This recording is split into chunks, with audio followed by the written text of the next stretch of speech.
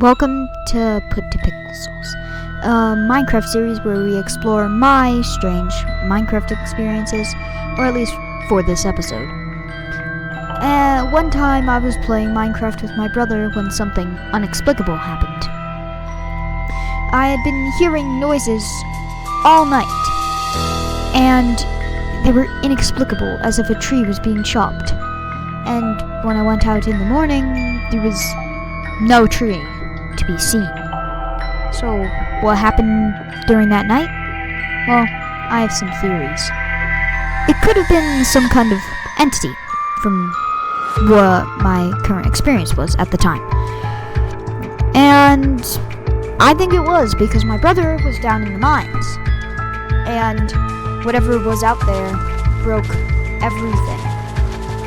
What you are watching right now is a reenactment of what could have happened, done with replay mod, acting, fine. So, as to what really happened, we may never know. For now. And so, I went to check up on the blast furnace. My brother and I always stored it in a prestigious chest because we stole it from the nearby village. We were playing in Bedrock Edition, and this is in Java, so it is a bit different from the truth, but it still remains essentially the same. Something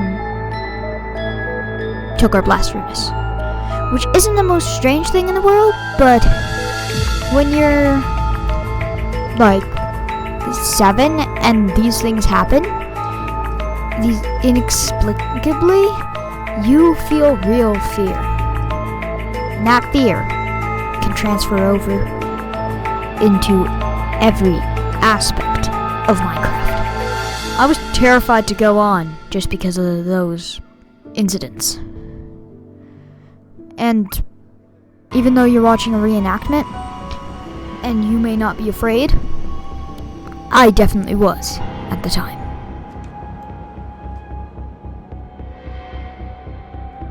And so, as I ventured off towards the nearby village to collect resources, I couldn't help but think, what was going on at home? And you may be wondering, when will my blast furnace disappear?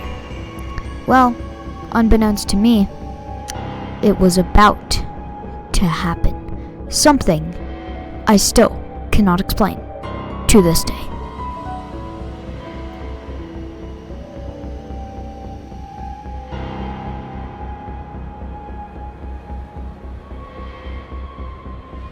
And so, while I was away, something else was in. My brother and I had both gone to the village by this time, and something had made itself right at home, stealing our blast furnace, our most prized possession, other than the diamonds that my brother and I had murdered each other over. There was much beef in that world that I still can't quite explain, but all I know is for sure is that in this version, 666 definitely has something up with it. No matter what you say, I'm sticking true to my experiences. I'm not a huge believer in creepypastas, especially with the recent trends, but I'm still confused to this day by this inexplicable experience of dread. And so I journeyed home from my excursion in the desert biome. I had raided a temple and much more, but as I was journeying home, I was thinking about my prized possession, the blast furnace, the thing I was planning to build a whole entire smeltery around. I had big plans when I was 7 or 8. I wanted to win, like Minecraft, if you can even call it that at the time. And I'm not sure how or why, but my blast furnace had disappeared. It was not in my brother's inventory, and it was just nowhere to be found.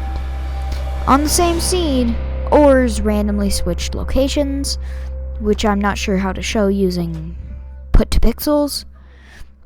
But I do know one thing for certain, that Minecraft creepypastas, they're real, whether they are Easter eggs or genuine creepy experiences. Or fake. I like them. They're cool. I like getting scared. And what I don't understand is when people fake their videos. And I'm not sure how or why, but what happened to me on this seed has forever planted me in the firm belief that creepypastas are more than real. They are genuine fact. We'll see if that can be kept up in the next Put to Pixels episode. But for now, I'll leave you to decide what the real truth behind my experience is. Whether it be true or false, you can't deny that it was bone chilling.